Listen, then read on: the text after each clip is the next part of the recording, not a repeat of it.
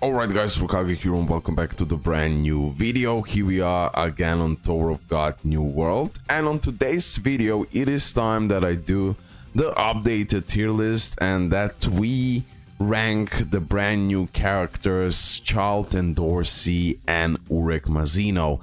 I tested both of these characters. I tested way more Child Endorsi because I had her. Urek, I will base his ranking on my testings on arena simulation, plus your opinions in the comment section below. And overall, I asked furthermore people about the performance of Urek, and we're gonna rank it by that. Okay, and also I want to make few adjustments before we start. First of all, HUDs for me now is slowly going down, so now it is SS tier.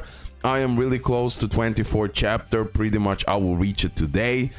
For now, still he can carry in some situation against certain teams, and definitely is still extremely helpful for me as being completely maxed out, okay?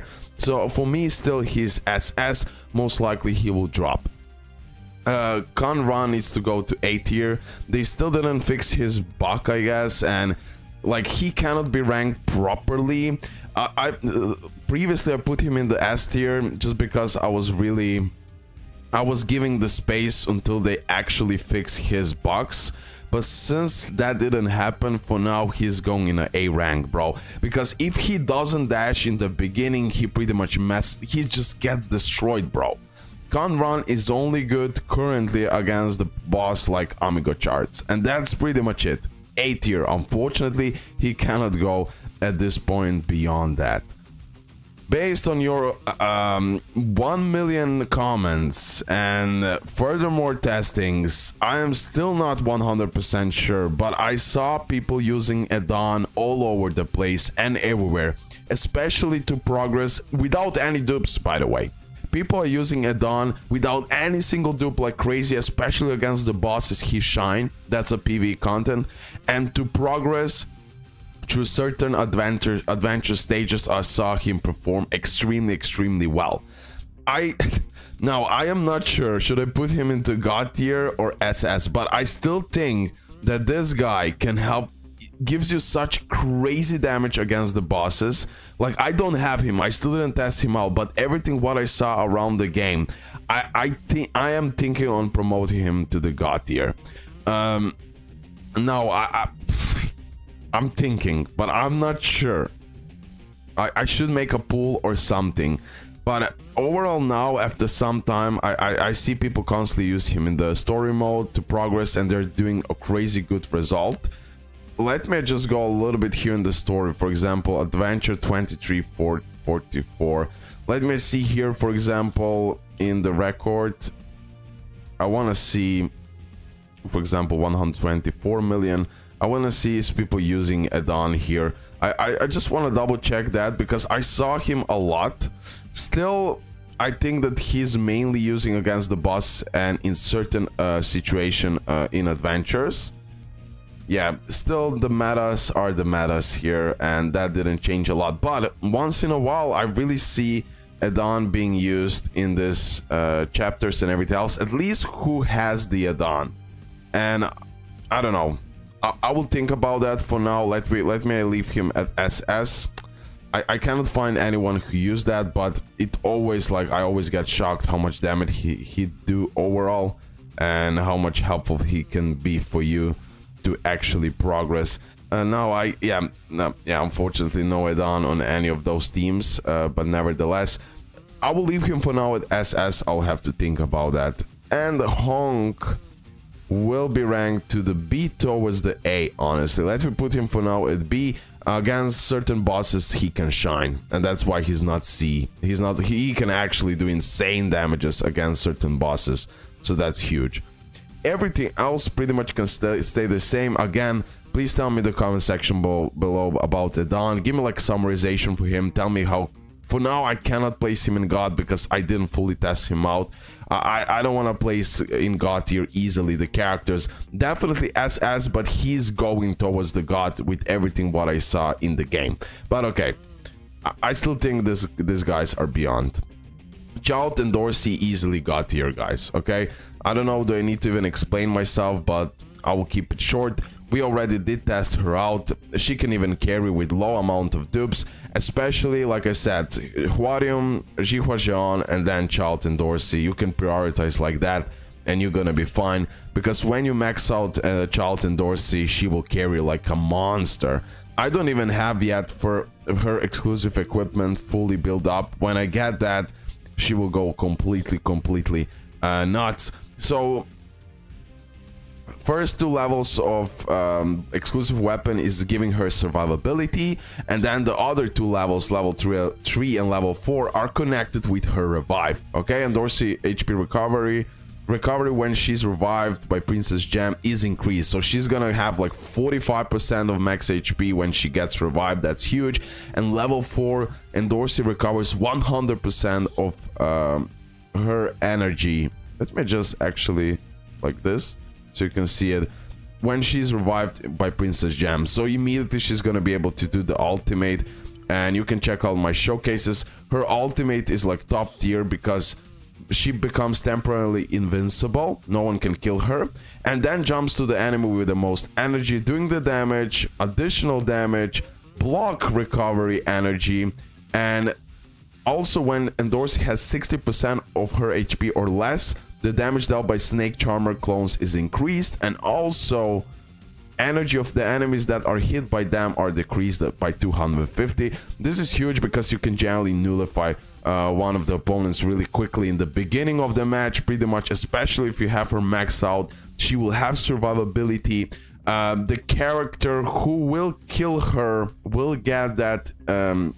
that debuff, or instant death debuff, or that sentence debuff, whatever you want to call it. If that enemy has 40% or less HP, it's gonna instantly die, and that duping out that character will give her that survivability, and she will practically every time revive. And when she revives, if you have exclusive equipment fully maxed out, boom, you're gonna be able to use immediately the ultimate. You're gonna nullify that maybe 1-2 characters that left there. Yeah, overall you will do also insane DPS with her. With this one, over time, when she loses HP, bigger damage she's gonna do, plus she can apply bleed, jolting, and other stuff. Yeah, that definitely got to your character. There is rarely some flaws on this character, only in like high rankings when you're like missing few more dupes on her, because she could die too soon, and then she won't revive most likely because your opponent will have 40% or more HP. It's not all about the revive, but that mechanics, and when you succeed, that makes her god tier. Okay. And now Urek Mazino. This will be hard, bro. This will be hard. So I don't have him. I didn't use him. I tried him in Arena Simulation. I did use him a little bit from a friend. Unfortunately, I didn't record that. First of all, his exclusive equipment recovers 5% of his max HP when hit by a status attack. Good. Level 2, each of Urek's remaining active skill cooldowns decreases by 20% of the original cooldown when he is hit by a status effect attack. So more like he's a little bit connected with that status effect attack. More status effects attacks he gets, faster he's gonna be able to use the active skills. Level 3, Urek skill destroy all buffs on the target. Level 4, Urek become immune to status effect at the start of the battle. That's crazy. So yeah, exclusive equipment definitely makes him like better. I still think that Child Endorsi is better than Urek. Much less investment. I still think the Child Endorsi exclusive equipment will give you more than Urek's, but at the same time, if you want to use him and everything else, you will have to build up exclusive equipment. I mean, that's like a normal thing these days. I accidentally clicked preview. We don't need to do that, but we're gonna analyze furthermore a little bit his kit now, and then we're gonna place him in the corresponding ranking, which won't be easy. I'm already thinking between SS and S. S and SS. I will put, I don't know, the Dawn is like messing with my mind now. Ultimate. Mazino unleashes a powerful attack to deal this amount of damage. Okay, before we start with that, let me just give you overall conclusion. will be extremely helpful for your blue team. Will be extremely helpful overall in some situations. Because in my eyes, this is the type of the SSR plus character where you need dupes, okay? Because with the dupes, you will increase all the percentages that he needs, like doing bigger DPS. So he is the type of the character that in time he will be doing bigger and bigger damage, more damage, because he will increase his swiftness, decrease the swiftness of the opponents, and he is just better as long as he is in the match. Like, longer he's in the match, he will get better and better and better, and his DPS will actually surprise you. But the problem is, without dupes, or even one dupe, yeah, overall I believe like 3 dupes will help him tremendously. Because you're gonna then increase the survivability, and then you're gonna increase also the damage output. And yeah, he can be then pretty crazy, and in some situations he can carry based on your information.